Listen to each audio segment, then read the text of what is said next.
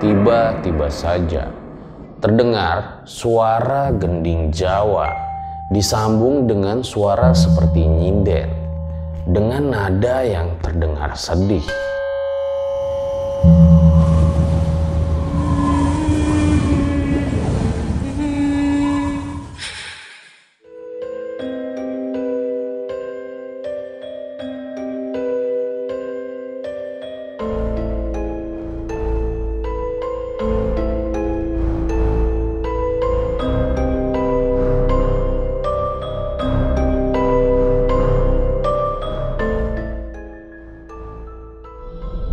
Kembali lagi bersama gua Fajar Aditya. Kali ini di Om Mamat Season 2. Terima kasih buat kalian yang telah klik video kali ini. Akhirnya kita kembali mengalami PSBB diperketat, khususnya daerah Jakarta. Apapun itu, gue cuma berharap agar COVID ini dapat segera ditemukan ujung penyelesaiannya di mana, dan juga semoga kita dapat cepat kembali hidup normal. Komen amin jika kalian setuju. Anyway, di episode kali ini ada sebuah cerita dari Arda ketika mendaki Gunung Prau di Jawa Tengah. Hal-hal yang dialaminya cukup di luar ekspektasinya. Wah, gila sih. Ya nanti kalian tonton sendirilah ceritanya seperti apa. Dan juga jangan lupa subscribe channel RJ5 dan juga aktifkan tombol lonceng di sebelahnya agar kalian mendapatkan notifikasi-notifikasi terbaru dari setiap video RJ5. So, gue rasa langsung saja berikut adalah ceritanya.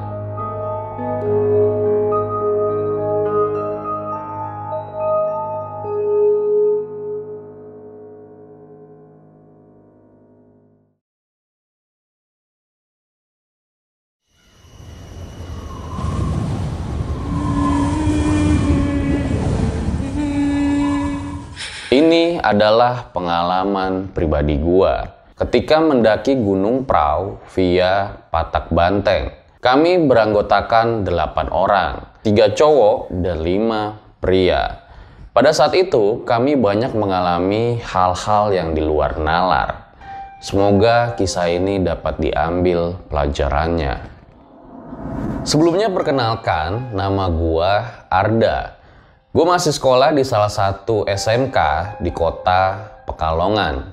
Jadi pada suatu hari, gue dan teman-teman ekstrakurikuler gue merencanakan kita untuk ngecamp. Tapi pada awalnya sebetulnya rencananya itu bukan di gunung. Habis itu kami buat grup WhatsApp untuk mempersiapkan nanti acaranya bagaimana. Oh ya, sebelumnya gue perkenalkan dulu teman-teman gue yang nantinya ikut mendaki ke Gunung Prau. Teman-teman gue terdiri dari Ndaru, Zaman, Labiba, Restu, Dina, Lucy, dan Manda. Sore itu sehabis latihan ekstrakurikuler, gue dan teman-teman membahas mengenai acara camping nanti. Awal mula rencananya sendiri kita pengennya di Candi Arjuna Dieng. Tapi pada saat itu tiba-tiba aja ada salah satu teman yang ngusulin supaya kita naik gunung aja. Jujur pada saat itu gue cukup khawatir karena memang cuman 2 orang dari kita yang pernah mendaki gunung. Dan pada saat itu ada 5 orang wanita. Yang terlintas dalam pikiran gue pada saat itu adalah, aduh pasti nanti kayaknya nyusahin nih. Tapi setelah gue pikir-pikir lagi, akhirnya gue setuju agar kita mendaki ke Gunung Prau.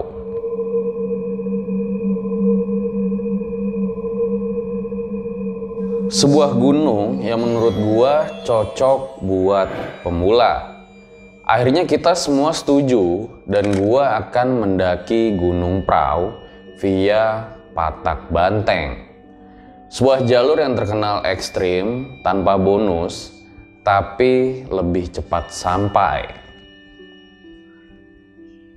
Karena gue udah 3 kali ke Gunung Prau lewat jalur ini, dan terbukti hanya memerlukan waktu sekitar 2-3 jam untuk sampai di puncak. Tapi terbukti juga medannya yang tanpa ampun. Waktu demi waktu berlalu dan pendakian sempat diundur 1 hari dikarenakan teman gua ada yang sedang haid, yaitu Labibah. Karena gue gak mau nanggung resiko, jadi pendakian gue undur 1 hari. Padahal alat, logistik, dan semuanya sudah siap pada saat itu. Akan tetapi, tiba-tiba saja di hari keberangkatan, Restu memberikan sebuah kabar yang cukup mengagetkan.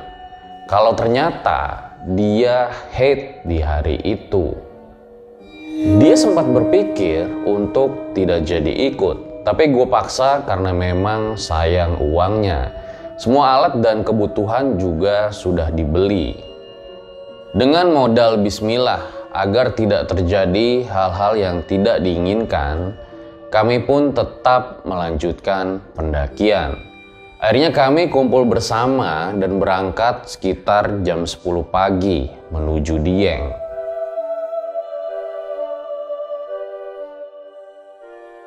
Harapan pada saat itu adalah sampai base camp sekitar jam 1 siang. Dikarenakan memang perjalanan yang tidak terlalu jauh. Tapi entah apakah ini sebuah pertanda atau bukan. Di awal perjalanan, motor yang gue naikin milik Dina tiba-tiba aja gak kuat. Padahal harusnya motor ini dari spek cukup mumpuni dan juga bensinnya sudah diisi full.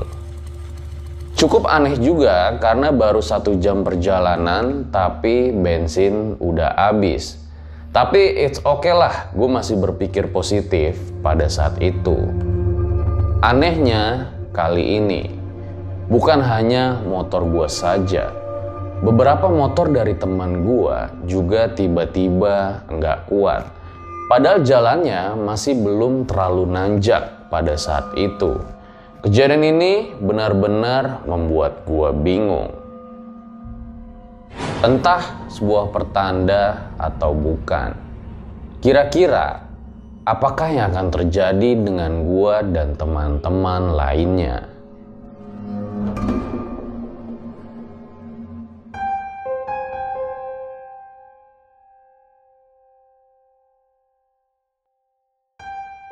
Setelah kejadian cukup aneh dalam perjalanan awal, kami baru sampai daerah Batur sekitar pukul 3 sore. Benar-benar di luar ekspektasi. Dan yang gue rasa cukup aneh juga adalah karena selama perjalanan kita tidak berhenti makan apapun. Sempat berhenti itu juga karena motor tidak kuat dan juga sekalian sholat. Tapi itu tidak terasa lama. Entah kenapa mungkin detik terasa cepat berputar pada saat itu. Pukul 6 petang bertepatan dengan azan maghrib. Kami sudah sampai di dekat base camp. Kami sholat maghrib terlebih dahulu dan memutuskan untuk nanjak setelah sholat isya saja. Ini benar-benar di luar target kami, di mana harusnya kami nanjak di siang hari.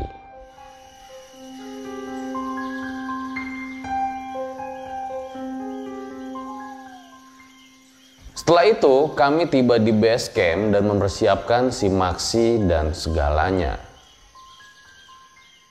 Usai mengurus semuanya, kami pun bersiap untuk trekking.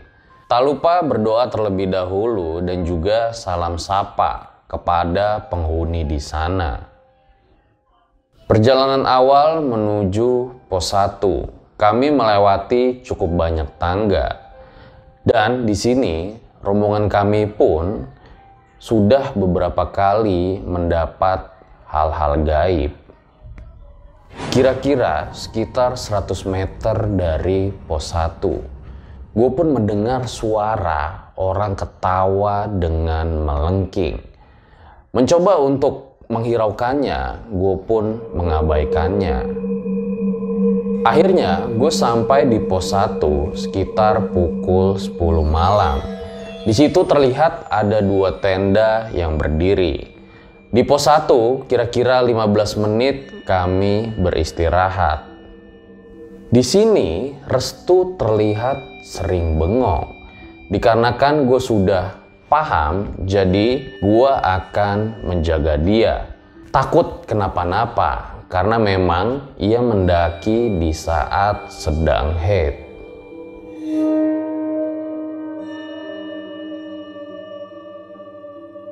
Di sini barisan sangatlah tidak jelas. Karena keterbatasan cowok cuma 3. Alhasil banyak hal yang gua abaikan. Gua nggak bisa jagain yang lain karena di trek Restu selalu ada di belakang, bilang capek. Jadi gimana lagi, gue harus jagain dia sementara yang lain udah pada di depan. Dan kami cuma bawa 3 senter. Gue pun melanjutkan perjalanan ke pos 2. Jarak dari pos 1 ke pos 2 itu cukup jauh. Estimasinya 1 jam dan trek yang semakin curam. Di sini beberapa teman cewek gua udah pada kelelahan dan kedinginan. Terutama si Restu. Dia udah tidak kuat berjalan dengan cepat. Mungkin keterbatasan inilah yang membuat kami cukup lama di trek. Dalam perjalanan menuju pos 2, kondisi semakin tidak kondusif. Semua orang kelelahan entah karena apa, dan juga beberapa dari kami ada yang bisa merasakan akan hal gaib. Waktu istirahat, gue ngeliat samar-samar ada bayangan hitam yang melaju dan terbang ke atas. Entah itu apa. Kondisi tidak membaik. Kami semakin sering mendapat gangguan gaib. Hampir sedikit lagi sampai di pos 2. Karena ada tanjakan yang lumayan curam, beberapa temen gua sering jatuh, terutama Restu. Sehingga gua harus jadi lebih sering nih perhatiin si Restu.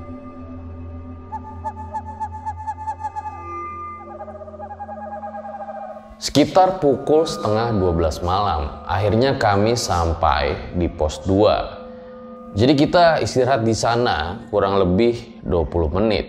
Di saat sedang istirahat, lagi-lagi si Restu terlihat bengong dan matanya seperti menatap ke atas. Seperti sedang melihat sesuatu. Tapi untungnya di sana gue siap untuk membantu dia. Sedangkan beberapa cewek yang lain terlihat sedang kedinginan. Waktu gua nerusin perjalanan ke pos 3, tiba-tiba saja terdengar suara gending Jawa disambung dengan suara seperti nyinden dengan nada yang terdengar sedih.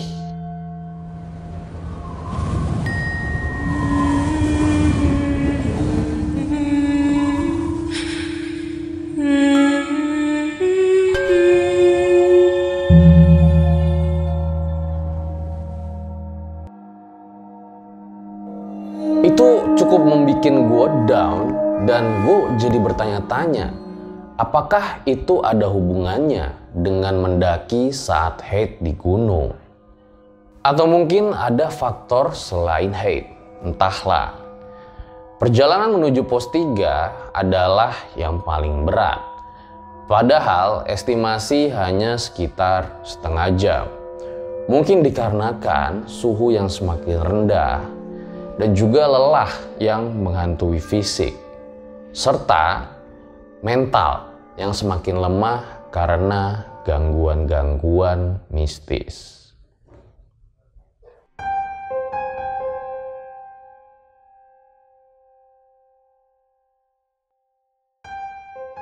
Dalam perjalanan menuju ke pos 3, Di sini terlihat cewek-cewek sudah seperti kelelahan, terutama si Restu. Ya tahu sendirilah, mendaki di saat sedang hack. Tenaga tidak sekuat seperti biasanya dan juga mental sepertinya down, dikarenakan gangguan oleh demit-demit itu. Dan di saat gue lagi fokus nyenter jalan, nggak sengaja gue lihat ke arah semak-semak, dimana tiba-tiba aja semak-semak tersebut bergerak. Ya gue nggak tahu sih itu karena hewan atau apalah. Dan pada saat itu entah kenapa hati gue berkata untuk gue melihat ke atas pohon. Dan alangkah kagetnya ketika gue melihat ada sesosok kuntilanak sedang nangkring di dahan pohon. Gue sengaja nggak ngasih tahu ke teman-teman gue dikarenakan gue takut mereka jadi ikut ketakutan. Teman-teman gue di sini udah terlihat lelah, jadi gue terus semangatin mereka.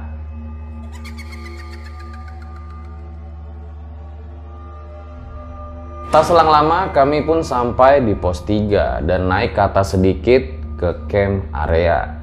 Dan setelah sampai, kami pun langsung membuka tenda.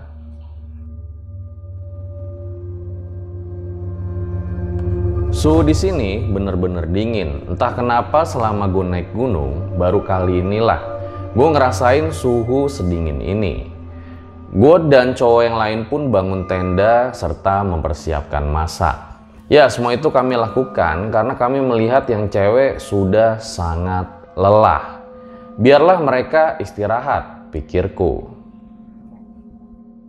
Oh ya, waktu pendakian terasa sangat lama bukan? Hampir 6 jam kami melakukan pendakian di jalur yang katanya begitu cepat. Kami pun selesai mendirikan 2 tenda kira-kira sekitar pukul 1 malam. Dan di situ cewek-cewek langsung tertidur dan kami para cowok ya biasalah. Kami bercengkrama ria sambil makan cemilan, ya hitung-hitung sambil nunggu rasa kantuk datang.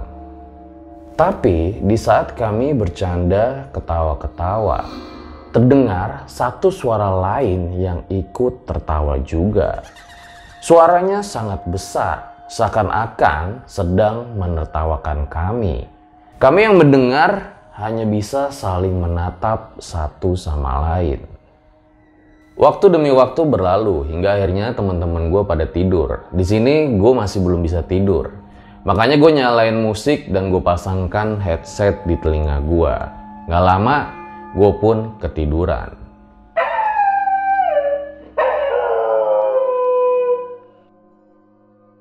Baru aja merem, tiba-tiba lengan gue seperti ada yang ngusap-ngusap dari luar tenda.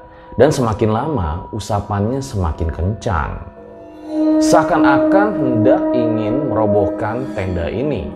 Awalnya gue kira babi hutan, tapi entah kenapa tidak ada suaranya. Baru aja gue bilang gitu dalam hati. Tiba-tiba terdengar suara tawa dari kuntilanak. Walaupun singkat, rasanya sangat ngeri. Dan setelahnya gue melihat di atas tenda gue seperti ada bayangan tangan. Di situ gue hanya bisa berdoa hingga akhirnya perlahan-lahan gangguan pun mulai menghilang.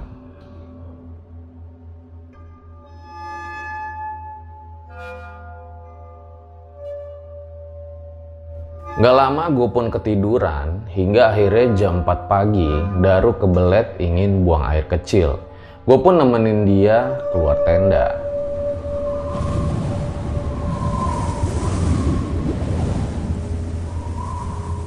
Begitu keluar tenda, wow, rasanya sangat dingin hingga menusuk tulang. Serius gue gak hiperbola, tapi emang bener-bener sangat dingin.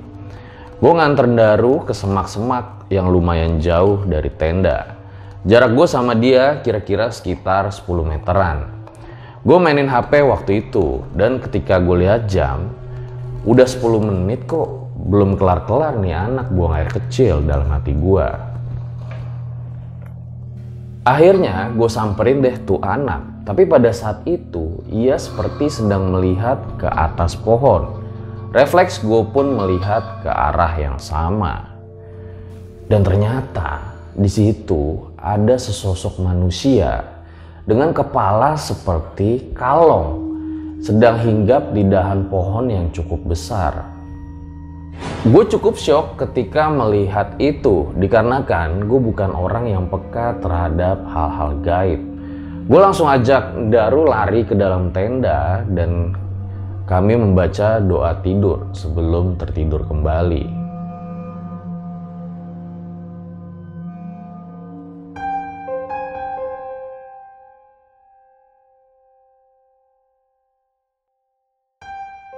Niat kami buat kejar sunrise batal dikarenakan dinginnya udara.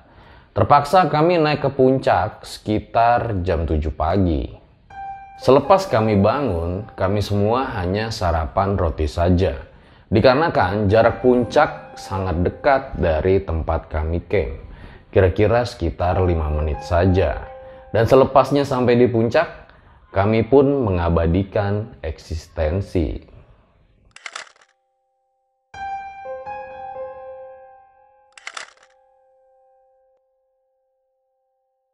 Cukup lama kami di puncak hingga akhirnya jam 9 kami turun dan sesampainya di tempat camp kami makan dan juga berberes untuk pulang.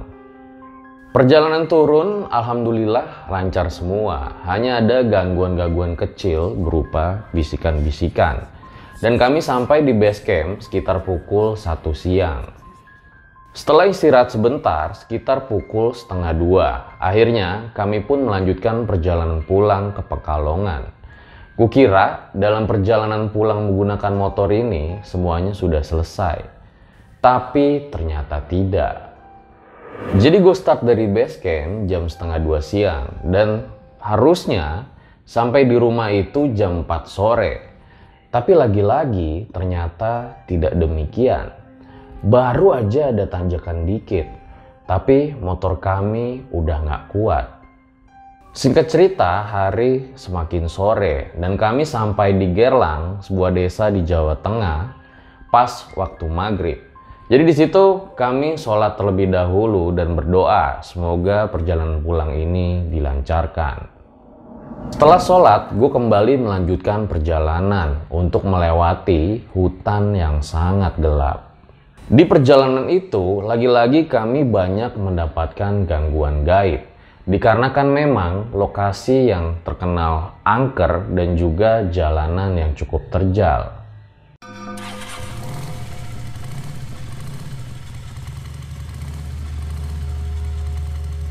Baru aja berjalan, tiba-tiba rem motor si Restu blong. Dan awalnya gue sempet mikir kalau dia ini terperosok ke jurang. Tahu-tahu malah ke kuburan. Untung aja dia tidak nabrak nisan kuburan tersebut. Dan gak lama kita semua sempat mendengar suara cewek tertawa. Dan juga gue sempat melihat ada sosok seperti kuntilanak sedang terbang. Nah, di sini gue juga kurang tahu nih apakah ini sosok kuntilanak yang sama dengan sebelumnya. Dan anehnya, pas motor Restu ini dicoba tanpa diperbaiki oleh zaman, normal kembali, tidak terjadi apa-apa. Akhirnya, kami saling tukar motor dan mengatur posisi. Hingga akhirnya kami sampai di rumah sekitar jam 11 malam. Gila, bener-bener di luar ekspektasi. Dan di rumah gua ternyata kawan-kawan gua pada cerita kalau semuanya dalam perjalanan pulang itu melihat wujud yang berbeda-beda. Ada yang melihat sosok anak kecil, ada juga ternyata yang melihat sosok Black Giant, dan gue sendiri melihat sosok kuntilanak. Akhirnya mereka pun pulang ke rumah masing-masing. Sekian cerita nyata dari gua. Semoga dapat diambil pelajaran dan hikmahnya. Mohon maaf apabila ada salah kata dan semacamnya.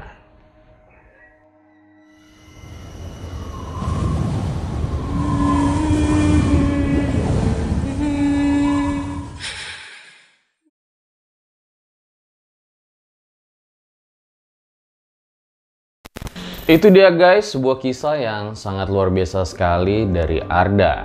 Gue ucapkan terima kasih kepada Arda yang telah mengizinkan RJ5 membacakan kisah ini. Kemudian buat kalian yang punya rekomendasi cerita horor, bisa banget kirim ke Instagram RJ5 ataupun email dari RJ5. Gue rasa cukup demikian episode pada kali ini. Lagi-lagi intinya kalau menurut gue, berbanyak berdoa, selalu memohon perlindungan dengan yang di atas, dan juga tetap berani. Gue Fajar Aditya, RJ5 undur diri. Ciao.